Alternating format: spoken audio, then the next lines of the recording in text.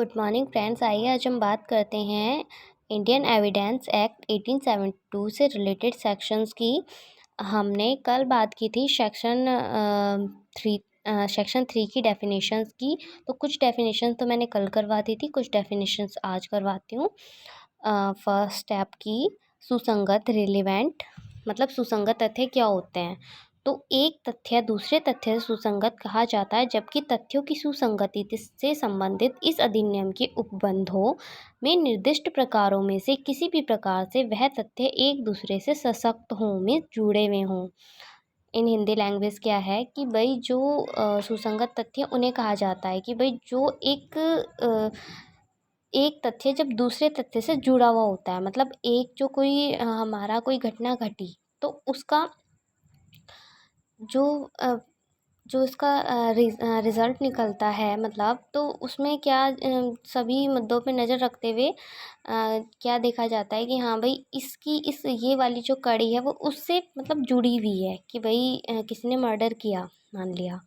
तो जब मर्डर किया तो वो जो चाकू था, ठीक है, वो चाकू वो वहीं पर ही, मतलब जिसका मर्डर किया तो वो चाकू को वो गलती से वो उसका वहीं पे छूट गया, वो जो एक क्रिमिनल था जिसने मर्डर किया।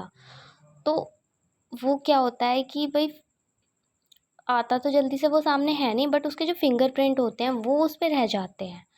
तो वो उससे किससे, उस चाकू पे जब उसके फिंगरप्रिंट रहते हैं और होता वो घर का मेंबर ही है।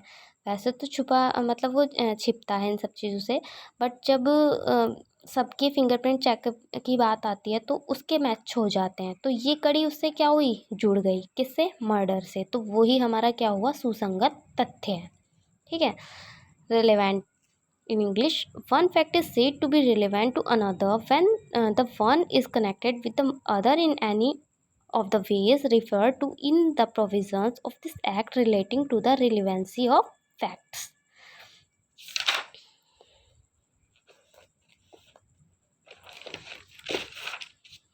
अब बात आती है विवादक तथ्य की। फैक्ट्स इन इश्यू विवादक तथ्य से अभिप्रेत है कि उसके अंतर्गत आता है कि ऐसा कोई भी तथ्य जिस अकेले ही से अभिप्रेत है कि अन्य तथ्यों के संसर्ग में किसी ऐसे अधिकार, दायित्व या निर्योग्यता के जिसका किसी वाद या कार्यवाही से प्रख्यान या प्रख्यान किया गया है, अस्तित्व, अनस्तित्व, प्रकृति के विस्तार की उत्पत्ति असमय होती है।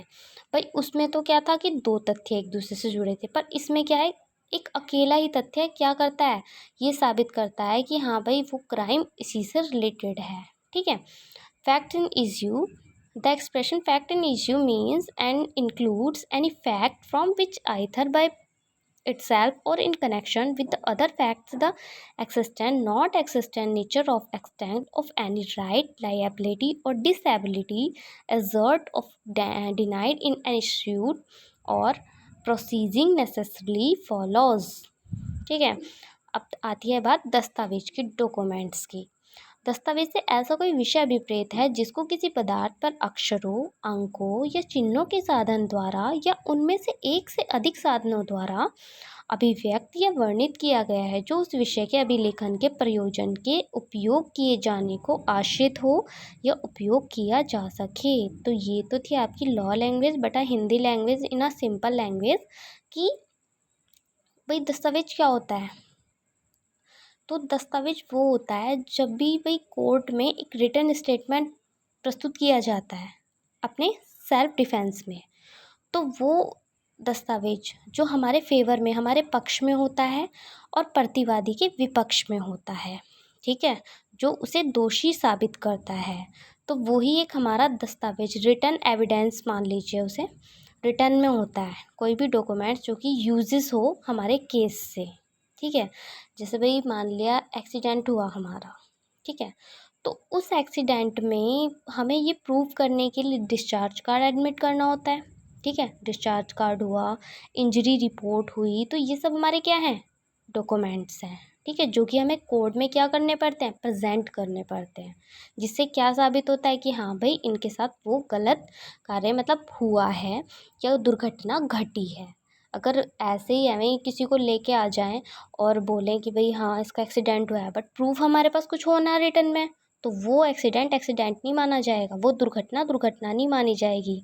ठीक है, जब तक भाई कोर्ट जो होता है वो रिटन में ज़्यादा मांगता है, जो भी सबूत होते हैं मौखिक के होने के साथ साथ वो रिटन में भी पेश करवाते हैं। चलिए अब बात यहाँ पर हो गई दस्तावेज की, हिंदी में भी, लॉ लैंग्वेज में भी, बट इन इंग्लिश लैंग्वेज क्या, documents. Documents mean any matter expressed or described upon any substance by means of letter, figures or marks or by more than one of those mean indeed to be used or which may be used for the purpose of recording that matter। चलिए अब बात आती है साक्ष्य की, evidence. जैसा कि subject के स्टार्टिंग में ही हो रहा है, इसका नाम ही है एविडेंस एक्ट, तो वही हमारा ये एविडेंस में साक्ष्य है। साक्ष्य शब्द से अभिप्रेत है, उसके अंतर्गत आते हैं क्या, वे सभी कथन जिनके जांचाधीन तथ्य के विषयों के संबंध में न्यायालय अपने अपने साक्ष्यों द्वारा किए जाने की अनुज्ञा देता है या अपेक्षा करता है। भाई साक्ष्य is a main point of a case. ठीक है, कि क्या होता है कि साक्ष्य कोई भी भाई सबूत, हमारा साक्ष्य एविडेंस, कोई भी प्रूफ, जैसे जो हमारा प्रूफ रिटन में भी हो सकता है, ओरल में भी हो सकता है। ठीक है, तो भाई कोई व्यक्ति जाके बयान दे दे जज के सामने कि हाँ भाई मेरी आंखों के सामने ये घटना घटित हुई, तो वो क्या कहा जाएगा, हमारा एक साक्ष्य। ठीक है, जो कि दोषी को तो दोषी करार कर दे और निर्दोष को क्या, उसका हक दिला दे। ठीक है, it's called a evidence all statement which the court permits of request to be made before it any witness in relation to matters of fact under inquiry। 1 all statement which the court permits or request to be made before it by witness in relation to matters of fact under inquiry। चलिए thanks.